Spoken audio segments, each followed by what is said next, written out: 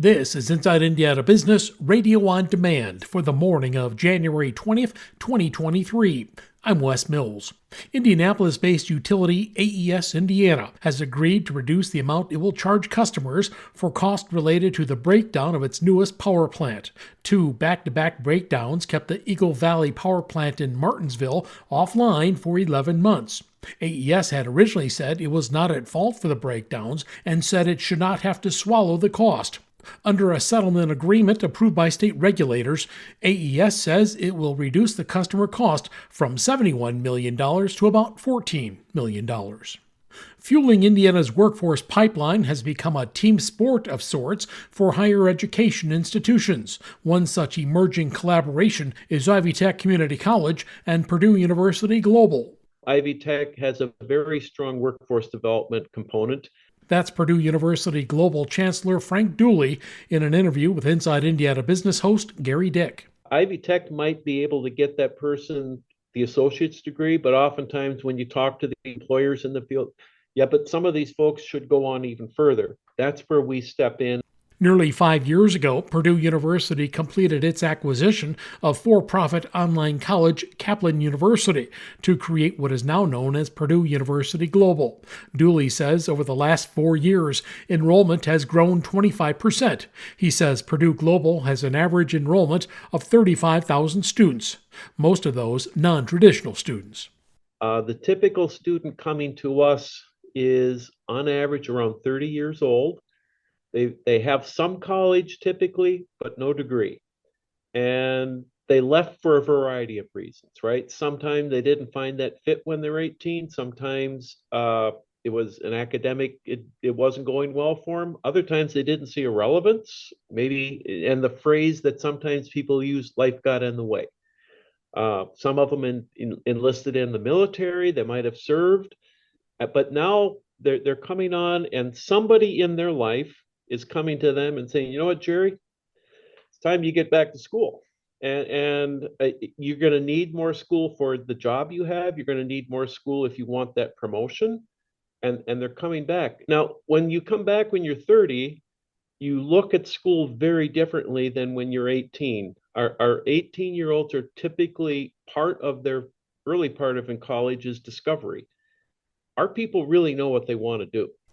Indianapolis-based Make My Move, which offers a platform and services that help communities attract remote workers, says more than 24 Indiana communities have taken advantage of state funds to help recruit out-of-state workers. The company says these efforts statewide will bring in more than 500 new Hoosiers and more than $40 million in annual economic impact to the state. Last April, Governor Eric Holcomb signed legislation that allows city leaders to secure funding for talent attraction and retention efforts through local tax increment financing dollars.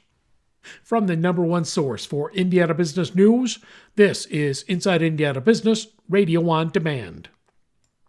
In today's business environment, every company is a tech company. Interested in learning more about emerging technology trends that can make an impact on your strategy in 2023? Join us February 15th for IBJ's Technology Power Breakfast to hear from top tech entrepreneurs, investors, and up-and-comers. Our panelists will dive into key issues and trends that will inspire fresh ideas. RSVP or reserve a corporate table for 10 by February 9th at ibj.com/events.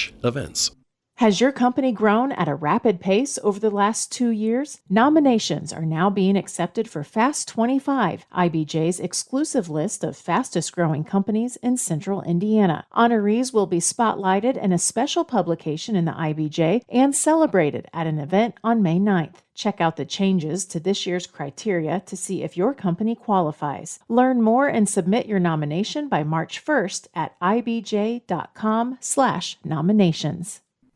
The Central Indiana residential real estate market slumped significantly in 2022.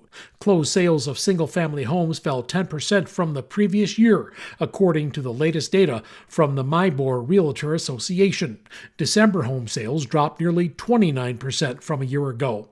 Median prices, however, climbed more than 12%.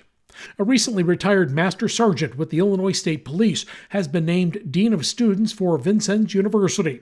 VU says Mark Zimmerman brings a variety of experience in higher education to the position beyond his law enforcement training. Among his prior roles, Zimmerman served as Assistant Director of Judicial Affairs and Conference Services at the University of Southern Indiana. He also served as Housing and Residence Life Area Coordinator at Western Kentucky University. Indianapolis-based The Speakeasy has named Chelsea Marburger as the nonprofit co-working space's new executive director. Marburger most recently served as senior manager of entrepreneurial programming at venture capital firm Elevate Ventures. Marburger succeeds T.J. Wright. The National Endowment for the Arts is awarding a total of $280,000 in grants to nonprofit art organizations and cultural programming providers throughout Indiana. The grants are being awarded to 15 organizations as part of the NEA's first round of fiscal 2023 grant cycle. You can see the list of recipients on our website. I'm Wes Mills, Inside Indiana Business, Radio on Demand.